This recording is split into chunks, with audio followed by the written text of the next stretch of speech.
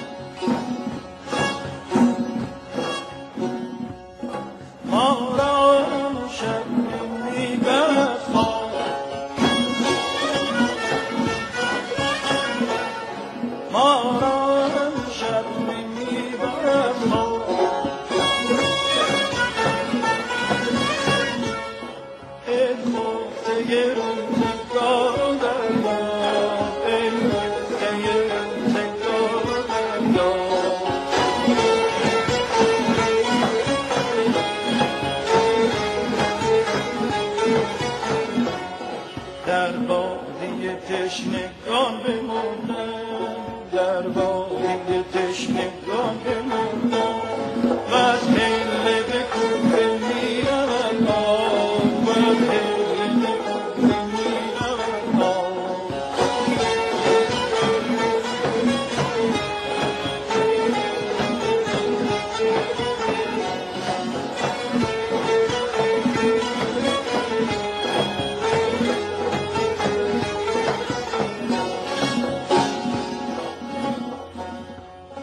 ما را همیشه می‌برد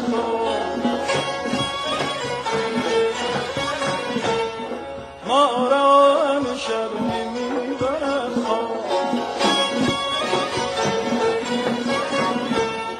ای خفته روزگار و دریا ای خفته روزگار و دریا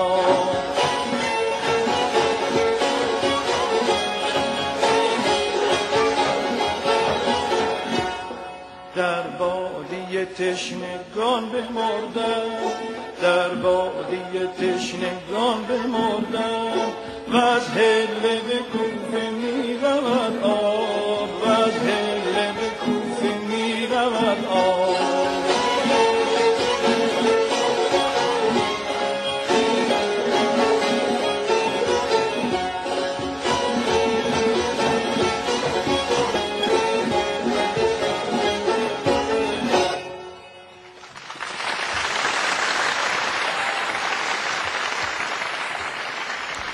Hello guys, I hope you're doing well wherever you are. I'm Sam and I'm going to read 3 Persian poems from almost the modern Persian poetry for you. The middle one is called Markus, the morning bird. It is at the height of the constitutional revolution that Muhammad Taqi Bahar writes this poem, composes this poem, and it is somehow put into perspective if we read it next to a poem that I'm going to read to you from Tahir Qurratul Ain, a few decades written before this one, and a poem by Furugh that is written a few decades after this one. The one by Tahir is in a way a breakthrough from the classical Persian poetry and is the birth of the modern Persian poetry. And to put them in context, I'm going to be using a few texts written by great authors whose works are somehow belonging to the Iranian studies department, and they have paid attention to social, political, historic contexts which these poems were written in. For the morning bird, I will be reading from the book of Dr. Hossein Kamali, God and Nature in Tehran, and for the poem of Tahir, I will be reading from the book of Dr. Hamid Dabashi, The World of Persian Literary Humanism. The information about Furugh Farrokhzad, the contemporary Persian poet, is more available. She has been a film director. Her House is Black is a famous movie that was shown many times here and there. There is much written on her revolutionary work in cinema and in poetry. But I think it is worth considering the context in which her poetry is produced and by looking at the former poets who came before her. So I begin with the introduction of Tahir Qurratul Ain, and then I move on to the morning bird.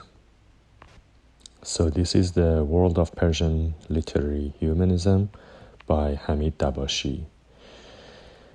With Tahir Qurratul Ain, the ethos of Persian literary humanism meets the moment of its transfusion into creative chaos, whereby The episteme of systematicity and coherence finally yields to the open-ended expanse of dissipative alterity, of imagining the otherwise, while Qurratul Ain's significance is ordinarily essayed as a radical Babi revolutionary with daring theological ideas. It is also as a literary humanist, and above all as a poet, that she figures so prominently in the context of Persian literary humanism at this extraordinarily crucial juncture. Tahireh Qurratul Ain was born to a prominent jurist family in Qazvin and studied Islamic law and theology and Arabic and Persian languages and literatures in her early childhood and youth. She was married off to her cousin and sent to Najaf to accompany her husband. But that was not meant to be. She was soon attracted to the ideas of Sheikh Ahmadi Ahsai, 1753-1826, and began corresponding with his disciple and successor, Sayyid Kazem Rashti, 1793-1843. And soon became a leading revolutionary figure in the ensuing Babi movement that was predicated on the preparatory ideas of Ahsai and led by Ali Muhammad Bab, 1819-1850. Qurratul Ain abandoned her husband and 3 children and became a leading figure in the Babi revolutionary uprising. She moved back to Qazvin to promote the Babi cause, but her father-in-law and uncle, a staunch enemy of the Babi movement, was murdered and she was forced to leave for Tehran, for she was a suspect, and subsequently for Dasht-e-Badasht, near Shahrud close to the Caspian Sea in northern Iran, where she unveiled herself and led a militant faction of the Babi movement. She was finally arrested and executed in Tehran in the aftermath of an assassination attempt against Nasir-ed-Din Shah.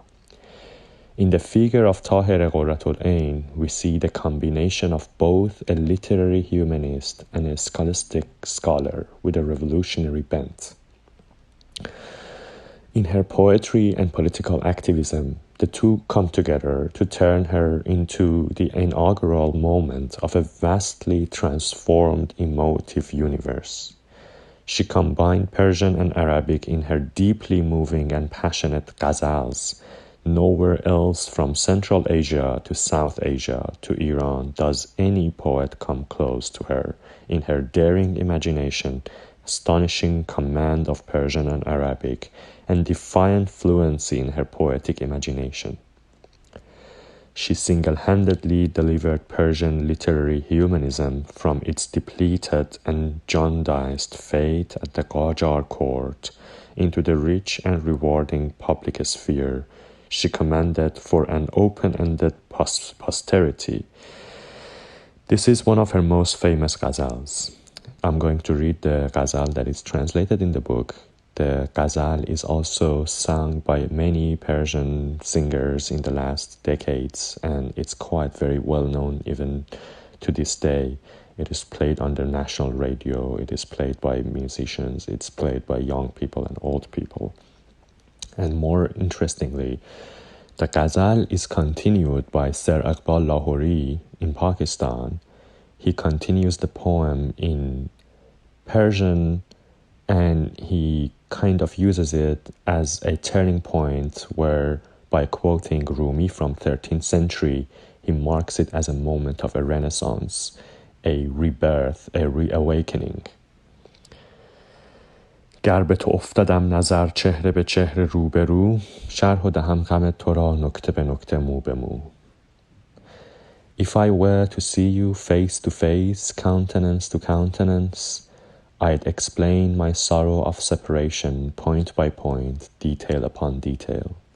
Hoping to see you, I have become like a wind blowing through streets after streets, door by door, house by house, alley after alley. Flows from my eyes, yearning for you, my blooded heart, just like Tigrish to Tigrish, sea to sea, spring upon spring, brook by brook. My heart has woven your love upon the textile of my soul, weft by weft, thread by thread, yarn by yarn, warp by warp. Tahira looked for you in her heart and did not find you, page by page, leaf by leaf, veil after veil, hiding into hiding. So if the last poem was a breakthrough among the poets of the early 19th century in Persian, the next poem that I'm going to read to you and the excerpt from the book of Dr. Kamali is around the constitutional revolution and afterwards, where this new birth within the theological scene, which is leading to political, social, and economic changes within the Qajar era Iran, is now reaching a new height, and Tahira's contributions have been elaborated and proliferating based on these new achievements, are reaching a new face and form within the works of other constitutionalists who in a way are overcoming the theological and the religious and leading a secular humanist trend within their poetry. So I'm going to read this beautiful chapter called O God, O Heaven, O Nature, and the book itself will gonna give us a lot to think about. For the generation coming of age in Tehran during the opening decades of the 20th century, it was a universally acknowledged fact that God exists. While the existence of the divine as a transcendental person or a metaphysical principle remained uncontested, the content of this proposition underwent a sea change during the course of the preceding century. As society changed, views on God and man changed as well. Part of this change derived from a shift in perspective on nature.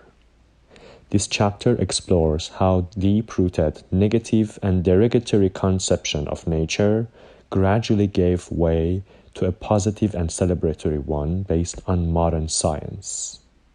So the book, in other chapters, explores how in Persian classical poetry, nature in fact is not such a celebrated notion. It is rather something that is seen as mundane, destructive, and a trickster that takes us away from the desired notions of order and the beloved and the youth, etc. I capitalized the first letter of the word nature from here out to emphasize the universalizing claims that accompanied the new way of thinking about this concept. The idea of nature as an all-encompassing universe, a unified realm that has uniform, inviolable laws, evolved hand in hand with a set of related concepts: law, order, reality, and reason.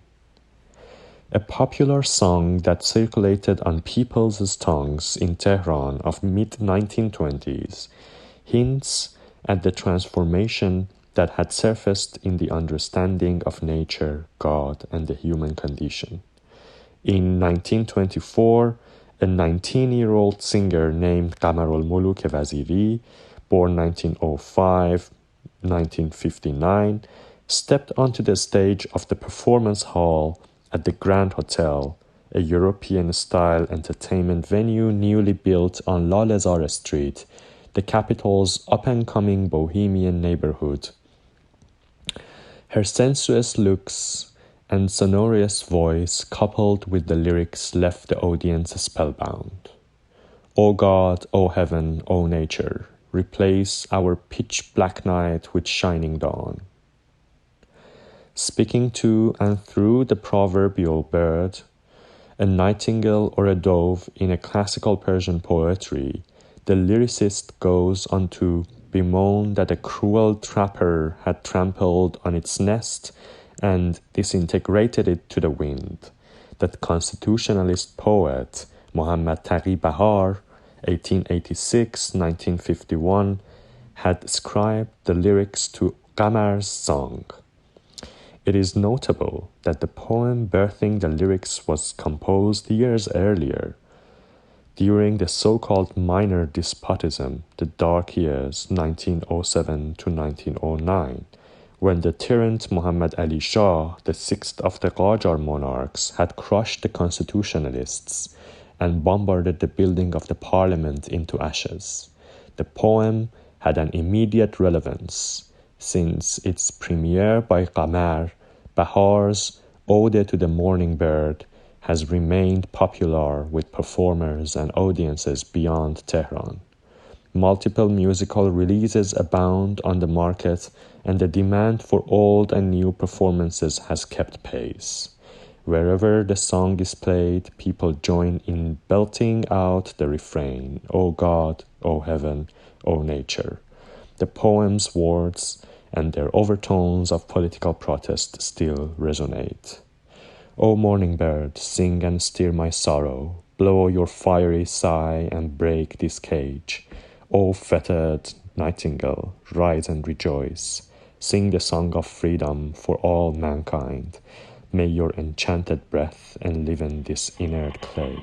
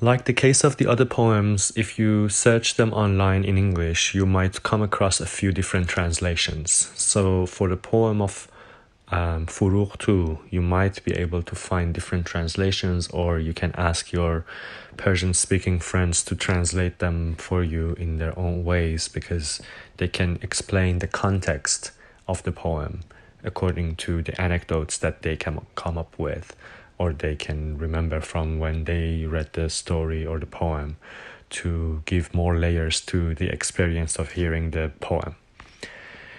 So this poem is called Conquest of the Garden. That crow which flew over our heads and descended into the disturbed thought of a vagabond cloud, and the sound of which traversed the breadth of the horizon like a short spur, will carry the news of us to the city. Everyone knows. Everyone knows that you and I have seen the garden from that cold, sullen window, and that we have plucked the apple from that playful, hard-to-reach branch. Everyone is afraid, but you and I joined with the lamp and water and mirror, and we were not afraid. I'm not talking about the flimsy linking of two names and embracing in the old pages of a ledger.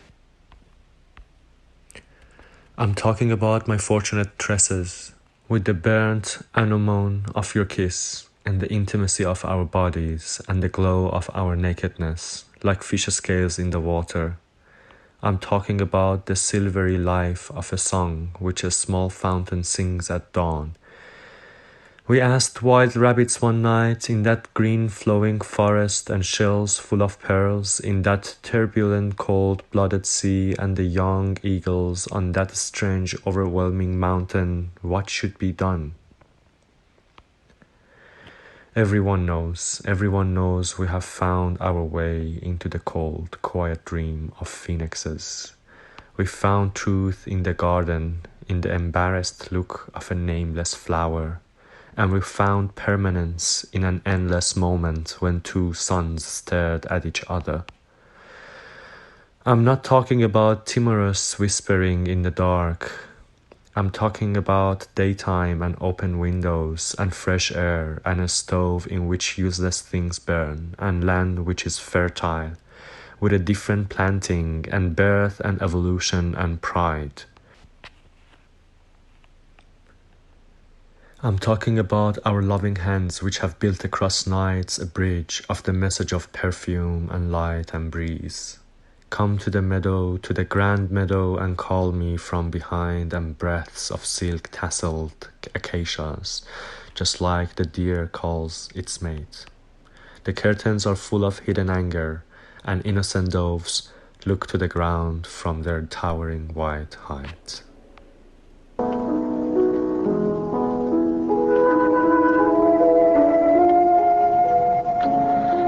آن کلاغی که پرید از فراز سر ما و فرو رفت در اندیشه آشفته ابری ولگرد، و صدایش همچون نیزه کوتاهی پهنای افق را پیمود، خبر ما را با خود خواهد برد به شهر. همه میدانند که من و تو از آن روزنه سرد عبوس باغ را دیدیم و از آن شاخه بازیگر دور از دست سیب را چیدیم. همه میترسند اما من و تو به چراغ و آب و آینه پیوستیم و نترسیدیم. سخن از پیوند سست دو نام و هماغوشی در اوراق کهنه یک دفتر نیست. سخن از گیسوی خوشبخت من است با شقایق‌های سوخته بوسه تو و صمیمیت تنهامان در طراری و درخشیدن عریانی من مثل فلس ماهی‌ها در آب. سخن از زندگی نقره‌ای آوازی است که سحرگاهان فواری کوچک می‌خواند. ما در آن جنگل سبز سیال شبیه از خرگوشان وحشی و در آن دریای مضطرب خونسرد از صدف‌های پر از مروارید و در آن کوه غریب فاتح از عقابان جوان پرسیدیم که چه باید کرد. همه میدانند ما به خواب سرد و ساکت سیمرغان ره یافته‌ایم. ما حقیقت را در باغچه پیدا کردیم، در نگاه شرماگین گلی گمنام، و بقا را در یک لحظه نامحدود که دو خورشید به هم خیره شدند. سخن از پچ پچ ترسانی در ظلمت نیست، سخن از روز است و پنجره های باز و هوای تازه و اجاقی که در آن اشیاء بیهوده می سوزند و زمینی که ز کشتی دیگر بارور است و تولد و تکامل و غرور. سخن از دستان عاشق ماست که پلی از پیغام عطر و نور و نسیم بر فراز شبها ساخته‌اند. به چمنزار بیا، به چمنزار بزرگ، و صدایم کن از پشت نفسهای گل ابریشم، همچنان آهو که جفتش را.